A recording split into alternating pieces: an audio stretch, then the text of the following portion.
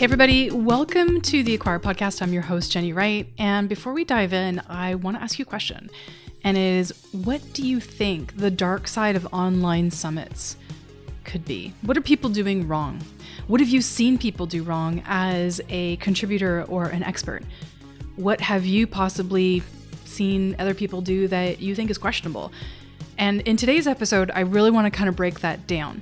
So y'all know I've been doing summits for a really long time, over 12 years at this point, and I've completed or produced over 400. So I've kind of seen everything that's happened. And the breakdown of what people are doing really, really well is good. And the things that people are doing really, really bad is glaringly obvious. And I get asked this question on almost every podcast interview that I do. So I thought I'd bring this into Acquire. And so I just want to share that, this isn't me throwing any sort of like judgment at people, because sometimes you just don't know what you don't know. You don't know that what you're doing is wrong or incorrect, and in some cases actually illegal. And we'll get to that in a minute. But you just don't know because you've not been shown or told. And so I have to say this message a lot. And I'm also going to give you some tips on ethical ways to run your event, but still get amazing results. So quick backstory, a little story time. I started doing summits back in 2012. So I left my corporate job March 2012, and I took about 6 to 8 weeks to kind of figure out what I was going to do. I started working as a virtual assistant. I was working on Fiverr. I was working for my best friend who's in real estate. I was being her VA. That was my first foray into VA. And then as I was working on Fiverr, I got introduced to this person who was like, hey, I need somebody to do research for an online summit, virtual telesummit, they called them. And I had no idea what this was. I had never been exposed to this before because I was coming from gold mining and marketing in the corporate space. Okay, so I was investor relations and communications and mining. I was in marketing for a large big box retailer. And so coming over into the online space, I was like a total noob. And this whole telemarketing, virtual online summits and telesummits, they were like this whole thing. It was like learning a new language. And so I learned how to do it. And then my first year, which was 2012, I had my first, I'd say about 18 clients. And then my year two, I had about 37 or 40, and then it just kind of went from there. So I've seen all these different iterations. And I will tell you that back in 2012, you could put up the most hideous landing page in the world. Like, I'm talking really crappy colors, horrible landing page. And that was it, right? So the person that I learned from somebody else. And that person said, landing page is a banner along the top, a audio clip of why people should join the summit, or just a headshot of you, and a headline and an opt-in box. And that was it. Join the XYZ virtual summit today. Enter your name and email and be part of it. There was no bio. There was no list of speakers. There was no description of what the summit was about. I'm not even kidding with you right now. This is what it looked like. And the banners were atrocious. People were getting banners done, oddly, on Fiverr. That's what we were recommended to do. And we were getting we were paying $5 for a piece of crap. So the whole landing page, everything looked like crap. The summits were done audibly on Instant Teleseminar, which was the product we were all using at the time, because this was before you could use Skype. This is before you could record video. This is before you could actually get the video off of a thing like Skype. And the first thing that actually worked off of Skype was Ecamm, and it was Skype. I think it was called Skype Recorder. Call recorder. And I actually had that product back in the day. Ecamm has obviously evolved. I'm actually recording this podcast using Ecamm, which I love. This is the first episode that I finally got everything over into Ecamm, and I'm excited about that. But all of this to say that when I was learning summits and I was coming through the ranks of figuring everything out, a lot of things were not being done at the level that we do them now. And that's okay. It was a different world back then. But there was a group that learned from their, I'd say, bro marketing tactics. And that sort of ruined the reputation of summits for a really long time. And I was taught with summits that you had to have 20 some odd speakers over 20 some odd days. Everybody had to have a 5,000 person list, and everybody had to send 2 emails and 2 social media posts. I freaking hated that model. It was so it was so exclusive, and so it lacked inclusion for people who were coming up. Like, I couldn't, as summit host, my first summit, I had 0 people on my list, and here I am demanding that my speakers have to have a 5,000 person list, and demanding that they do a certain level of promotion. But I had no list. So I'm completely relying on these people. And it didn't feel nice. So when I started to create my own summit system, I said no list minimums, no promo minimums. I created almost like a negotiation tactic where I would ask people, like, what would you be willing to do to promote this event as, being offered a participant slot or an expert slot? And what I got in return was a much more authentic connection with people. And I actually got more out of my summits, not only for myself, but my clients, than following that model. So I abolished that model with my clients right away. Just during onboarding itself, I would tell my clients, we're not doing that. This is the new model. And we did that. So it got called Summits 2.0. And I ran with that, and that's what's been running successfully since. And I'm not claiming to have created all of that myself. I know other people who were doing summits were starting to see the writing on the wall with how summits were being done, and they also created similar systems. I just happened to be doing more of them at the time. So I'm not claiming position. I'm just claiming, I guess, frequency of having created them. So I saw everything. So let's talk about this unethical piece that's sort of developed over the past, I'd say, about 15 years that summits have been happening. And it has to do with things that are really, they're not fair. They're just not fair. And so the darker aspects of, and less discussed pitfalls can have a really bad effect. So the first thing that we're going to talk about is list sharing. And I'll give you another story. So I was creating summits for clients. They were all within the same sort of coaching program. And there was this one woman who was seen as the must-have for I'd say almost like a perspective summit, like somebody who was talking about having the ability to up-level yourself in business from sort of like a mental aspect. And this person demanded that if she was going to be on a summit, that she would get a copy of the list. Now, nobody else was getting a copy of the list because technically in Canada, especially, it's illegal unless you state it. But this woman insisted on it, and I called her the shark. So, and she would try and get on every summit that I was producing. And she would demand that as soon as the summit was over, within like less than 30 days and the summit was over, she wanted a full copy of the entire list, including unsubscribes. This is why it's illegal. Unsubscribe. So if you had 1,500 people subscribed to your summit and 300 unsubscribed before the end of the summit, she demanded the email addresses for all the unsubscribed, people who actually opted out of receiving any further communication. You can see why that's illegal, right? So she would demand that. A lot of people felt pressured into doing it, especially noobs. She kind of targeted the noobs. And so she was able to go on, I think in one of the years I was sort of observing what was happening, I think this was about 2015, she was able to get on probably about 20 or 30 summits, and she was getting the full list from every event, including the unsubscribes.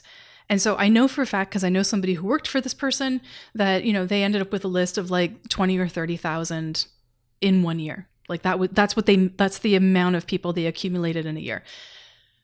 The problem is around 2015, 2016, you started seeing some of the email marketing providers clamp down if you were getting a lot of spam remarks, right? So people were getting emails from this person and other people, and they're going, I never signed up for this person's list. Why am I getting an email from this person? And they would mark that email as spam and unsubscribe. And then the email marketing provider like Aweber, MailChimp, and so on, ActiveCampaign and so on, would be like, whoa, okay, you're getting a lot of mass spam comments and spam unsubscribes. Something is going wrong here. And so they would start to throttle or blacklist those people's lists, and you would lose access to your account. Like Aweber would give you a ton of opportunity, and emails about it, and then they would blacklist your account. Active campaign, a lot less notification, and all of a sudden you'd be blacklisted. And it was great. I was actually really glad they did that because they were cutting down on it. And Keep, i.e. Infusionsoft, did that as well. So this was all happening. Mass reporting was happening. And so that was kind of squashed, but people were still insisting upon it, including this woman. I know for a fact that this person was actually still asking for these lists up until the, 2018, I think was the last time I ever saw this person online. Don't know what they're doing now. And they were still asking for it. And every time one of my clients was like, I have so-and-so, like i.e. insert the name Shark, on my summit. And I'm like, oh boy, here we go. And I would have to tell them about it. So all this to say that there's some really really weird things that people want to do to try and get as much out of your summit if you're the host as possible, and you can't allow it. Okay, so let's flip and talk about the host. Now, if you're hosting a summit and you're not hosting, if somebody's hosting a summit and you're an expert or participant, things that can have a massive effect on you is levels of organization, over-promising and under-delivering. I've seen this more times than I can count. I've seen people like promise the world a summit that's like super exclusive, high-value content, but they delivered like generic, low quality, like everything wasn't up to snuff. And then other people created a lot of misleading marketing. There was a whole time where everybody was casting a wide net and they wanted everybody to register for their summit, and that was causing problems. And then the complete and utter lack of preparation. I increased the amount of time it would take for my clients to build out a summit from 90 days, which was the recommendation when I started doing them, to 120 or more. So, and I sort of stipulated that if you were multi-six-figure, that you needed 6 months.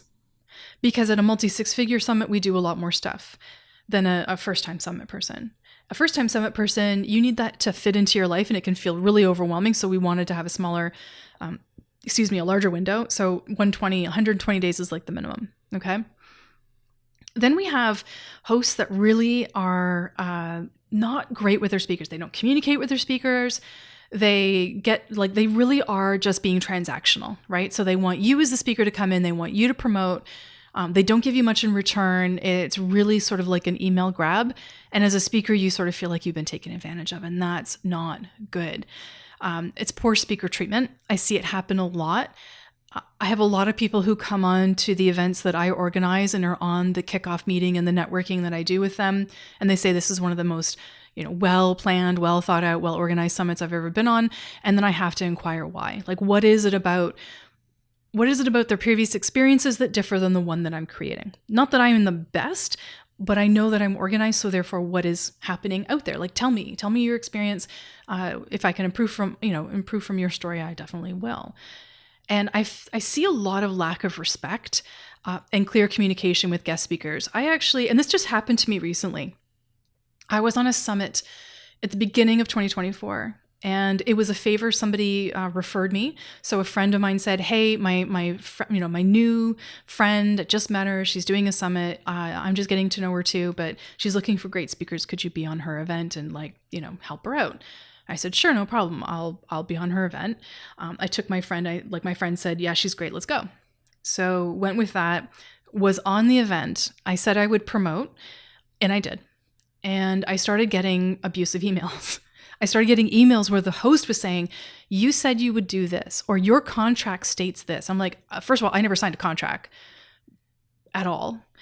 Secondly, I said I would promote, and I did exactly what I said I would do. But I'm not able to send more. And then I would get these harassing emails of like, hey, can you just send one more email? I don't really think you've done a lot. There's not a lot of clicks on your link, or whatever the feedback was. I know I was sending traffic to this person because I always create like a bit.ly link, and I always track my progress for the events that I'm participating on. And I know I was sending good traffic. So I don't know where this was coming from, but I will tell you that it felt really disingenuous. It felt like they were grabbing at more. And I wasn't the only one. I ended up having a couple conversations with a few of my friends who had participated in this event, all on the recommendation of our mutual friend, who all felt the same.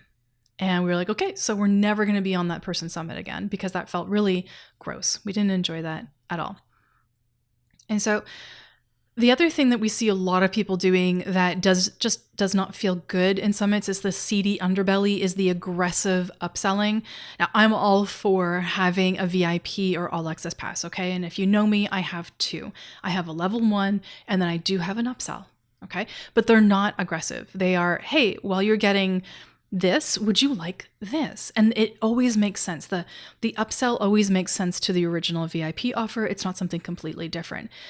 But if you see a summit that is heavily pushing expensive upsells without delivering the value in the free part, run away, right? So they're prioritizing revenue over attendee experience.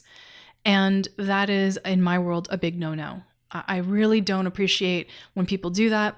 I see it all the time. And when I see it, I will flag it.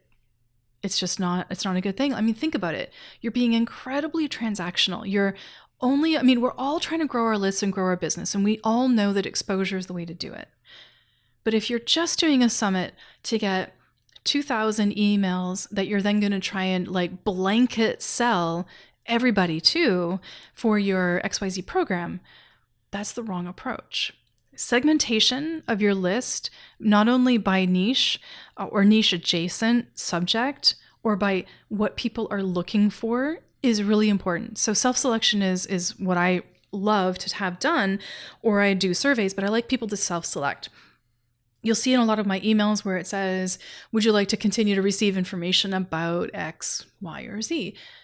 If not, click here. You just won't get any more of those types of emails. But if you blanket sell to people, that's going to be an issue, right? So there's less balance between, going back to that summit, where there's less balance between the monetization and the providing of genuine value. And I see that as a problem. Summits should not be transactional. Summits should be community building, trust building, friendship building between you and the speakers. You should be working hard at showing people what you're willing to give in order to receive. That's just my take on it, but it works. Okay. I've been doing that. Like I said, I've been doing this so long that this method I know works because it just pays you back. Right. And I really want people to look at the ethical side a little bit more. And I just kind of talked about creating community, but let's talk about clear and honest marketing.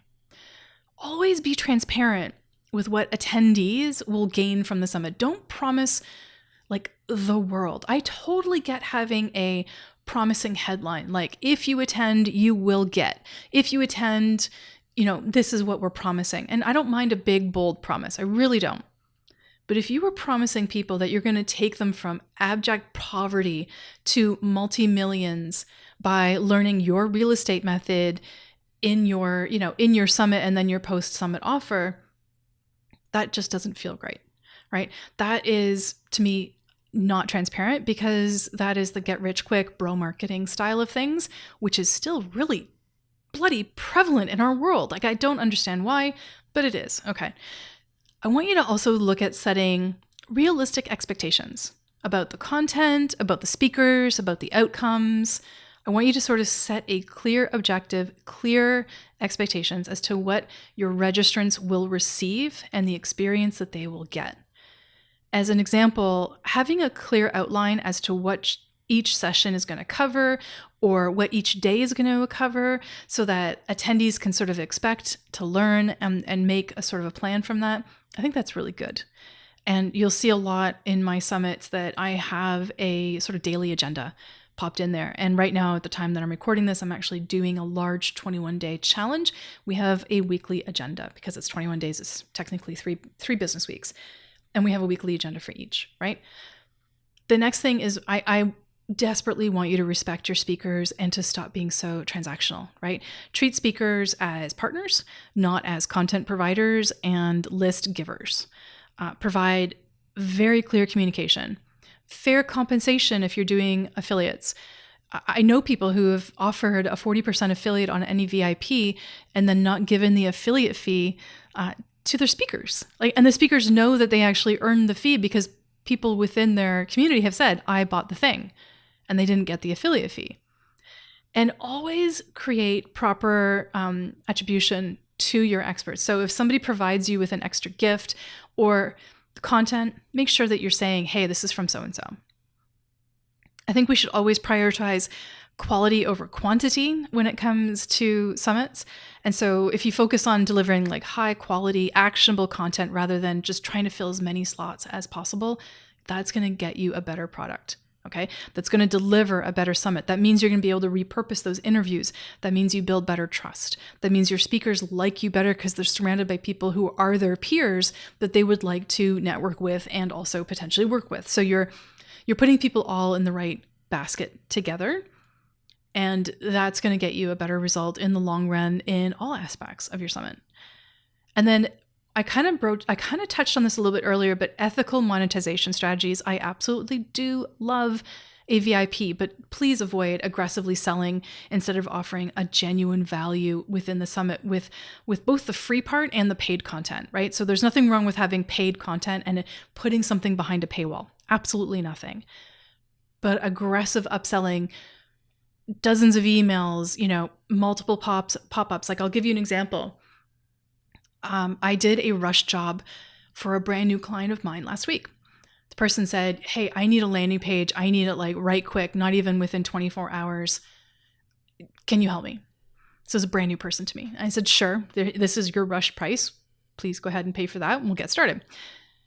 They didn't have a landing page platform, nothing. We were kind of going from scratch, no big deal. And so I ended up signing up for a landing page software that is very well known within the sort of bro marketing side of things. And we had a trial for that. Now I built the page. The webinar went really, really well. It's all good because they had some partners who were promoting it. And then when I went to, about a month later after we'd paid our initial payment and everything, after the trial was over, I went to cancel it. 5 pop-up screens later, I felt like I was in a 90s, browser. I felt like I was using Internet Explorer. Are you sure you want to cancel? Are you sure you want to cancel? Click here to sure you want to cancel. And then there was a pop-up that made me put in type in the words cancel. And then another pop-up said, "Are you sure?" Come on, right? So, really making sure that you have everything really, really clear and stop the aggressiveness for having people having to upgrade or even whatever, right? It just makes sense.